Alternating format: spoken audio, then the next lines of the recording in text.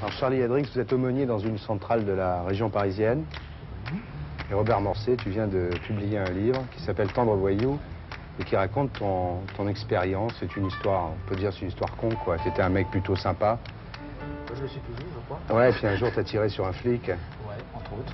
Alors comment ça s'est passé?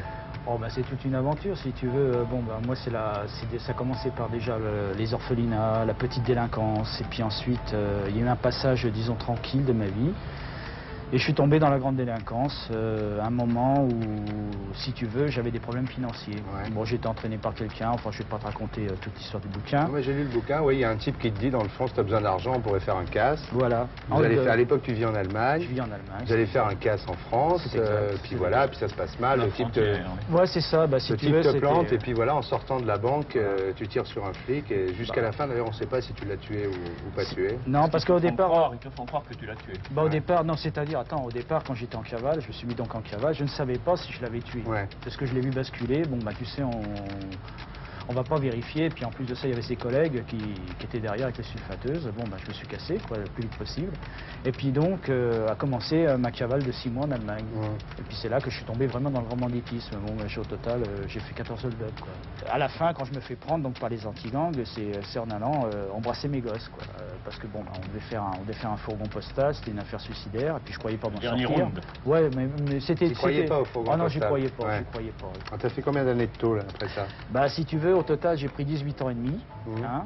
J'ai fait donc 9 ans et 3 mois en France. J'ai pris 15 ans de 6 de messe. Mmh. Et j'ai fait donc le reste des 11 années en Allemagne.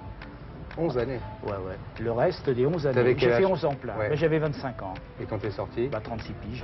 Alors, comment ça se passe, les prisons?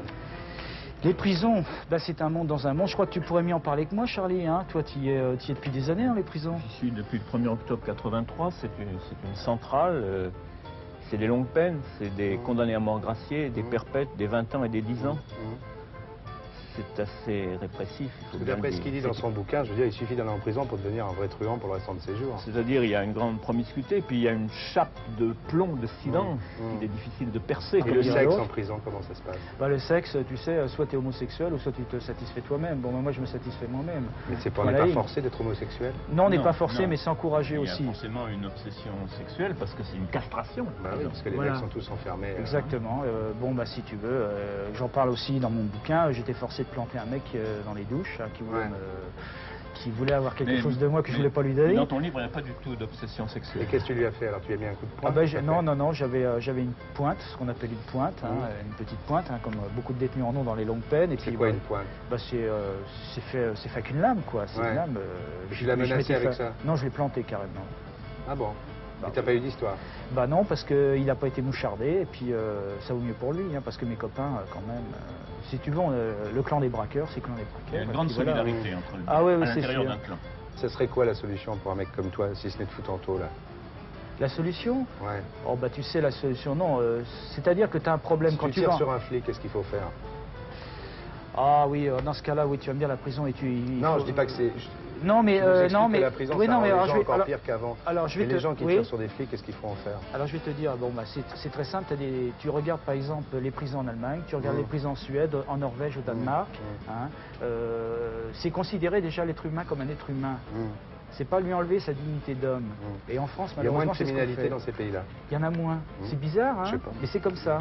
Et je vais te dire, il y a pas de... On fait venir, bon, une fois par semaine, les femmes viennent rejoindre leur mari, ils ont des cellules spéciales, ce qui est exact, n'est-ce pas? Ils ont des contacts sexuels tout à fait normaux. Je trouve ça sublime.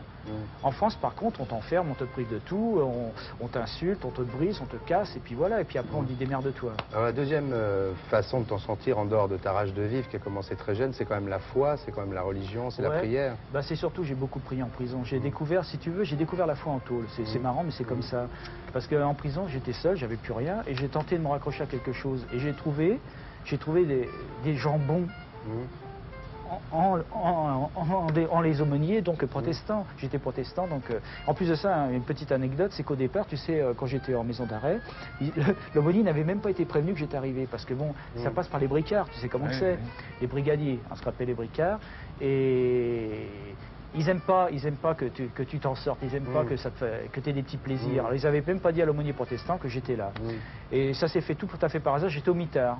Alors, j'ai fait 2 ans de mitard dans toute ma détention parce que je me suis toujours battu, si tu veux, pour les droits de l'homme en prison. J'étais écrivain public à Metz, tout ça, puis j'ouvrais toujours ma gueule pour les autres, et ce qui fait que moi je plongeais. Mais enfin, ça c'est pas grave, je regrette pas. Alors donc, j'étais au mitard et l'aumônier passait par hasard voir un collègue qui était dans le mitard à côté. Et puis j'entends l'aumônier protestant. Alors moi je tape à la porte et puis il dit oui, je dis ici, moi aussi je suis protestant, venez me voir. J'avais envie de voir quelqu'un, c'est pas marrant. Et en ce temps-là c'était 45 jours le mitard. Maintenant c'est 30 jours je crois.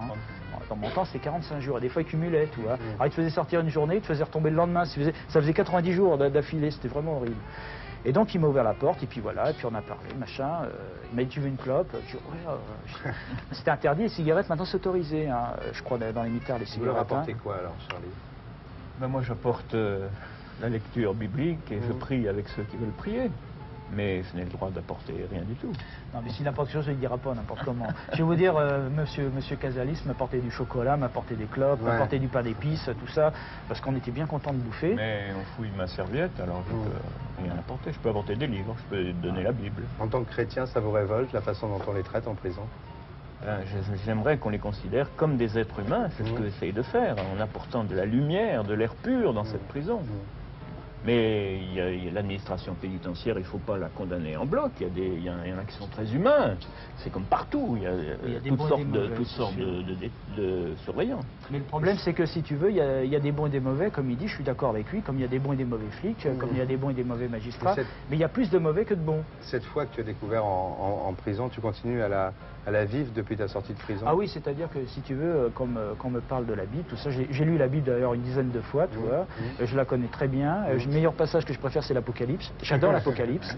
Ah oui, c'est parce que c'est le passage le plus dur à expliquer. C'est le livre codé, quoi. Exactement, voilà. Écrit sous les persécutions. Voilà, si j'étais toi producteur de cinéma, je ferais un film là-dessus, c'est sublime. Ce qui est terrible, c'est qu'aujourd'hui, il faut aller en prison pour découvrir la foi, finalement. Bah oui. C'est pas automatique. C'est pas automatique, mais enfin, il faut être mal, quoi. Ouais.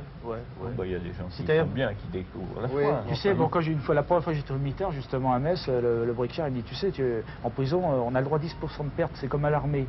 Et je croyais que j'allais crever, vraiment, parce que je dis, c'est pas possible, j'étais jamais au mitard de ma vie, je dis, mais qu'est-ce que c'est ce machin?